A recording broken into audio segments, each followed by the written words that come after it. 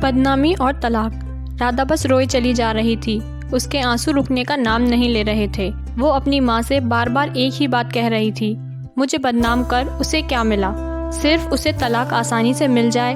उसने मेरा नाम गैर मर्दों के साथ जोड़ दिया, मेरी जिंदगी नर्क बना दी। मेरे पति होते हुए खुद मुझ पर ये इल्ज़ाम लगा रहे हैं।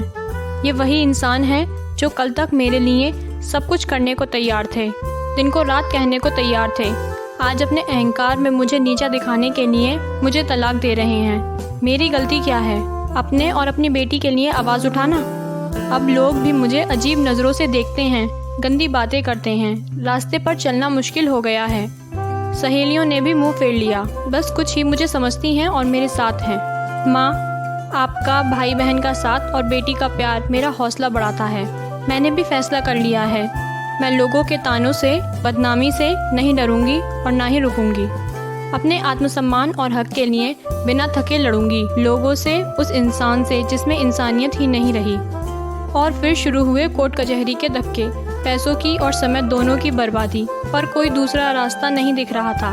सबसे बड़ा झटका राधा को उस वक्त लगता है जब उसका पति कोर्ट में सामने खड़े होकर गलत और गंदी बातें बोलता है। वो बहुत मायूस हो जाती थी। कभी कभी सब कुछ छोड़कर कहीं दूर भाग जाना चाहती थी, पर उसका अंतर्मन उसे झकझोर देता। तुम ऐसे पीछे नहीं हट सकती, तुम चुप नहीं रह सकती। और राधा फिर हिम्मत कर खड़ी हो जाती, अपनी बेटी के हक के लिए। सोचती मैं मजबूत बनूंगी, तभी बेटी को मजबूत बना पाऊंगी। जैसे जैसे कोर्ट में केस आगे बढ़ रहा था, राधा का आत्मविश्वास भी बढ़ता जा रहा था। राधा बेझिझक अपना काम करने लगी थी। उसे महसूस होने लगा था कि लोगों के सामने एक अच्छी शादीशुदा जिंदगी का दिखावा करना बहुत गलत था।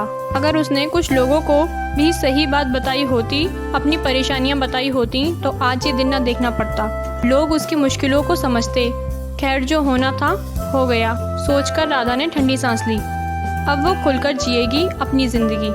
उधर राधा के पति को भी एहसास हो गया था। उसने राधा पर झूठे इल्जाम लगा मुसीबत मोल ले ली है। उसने तो सोचा था राधा जैसी समाज में एक अच्छी जिंदगी जीने का दिखावा करने वाली औरत मुंह बनकर चुपचाप घर में बैठ जाएगी, पर हुआ सब कुछ उल्टा। राधा ने तो घरेलू हिंसा की सच्चाई सबके सामने लाकर रख दी। कुछ सबूत भी जुटा लिए थे राधा ने। वो अब अपनी बेटी के साथ जीना सीख गई थी। उसके घर वाले भी पूरा साथ देते थे उसका। तभी एक दिन दरवाजे की घंटी बजी। राधा ने भी सोचा कौन हो सकता है इस वक्त। जब देखा तो चौंक गई। दरवाजे पर उसका पति खड़ा था। उसने राधा से पूछा, अंदर आ जाऊं?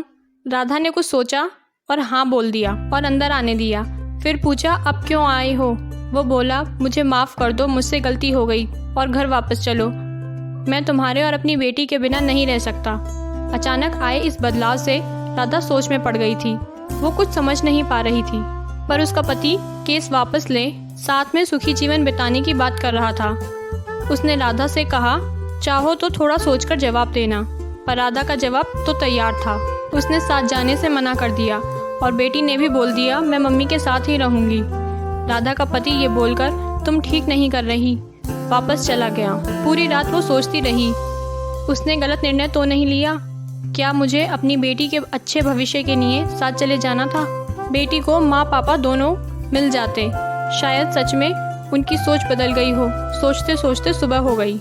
सब घर वाले भी सोच रहे थे, क्या किया जाए, इंसान बदल भी तो सकता है। पर सबने समझदारी दिखाई। कुछ दिन इंतजार करने का सोचा। तभी केस की तारीख भी आ गई। राधा ने सोचा था आज के पति के व्यवहार से पक्का निर्णय ले लेगी, और जो हुआ सोच से बाहर था। पति का वही पुराना रूप पाया। राधा आज भी अपनी बेटी के लिए लड़ रही है। बस एक बात सोचती है, उस दिन उसका पति बदला रूप लेकर क्यों आया था? क्या साथ जाना सही था, या अपने हक और अपने आत्मसम्मान के लिए लड़ना? आशा करती हूँ कि आपको हमारी कहानी अच्छी लगी होगी। ऐसी ही और भी मज़ेदार कहानियाँ सुनने के लिए हमारे चैनल रिटर्न ऑफ कहानी को सब्सक्राइब करें। धन्यवाद।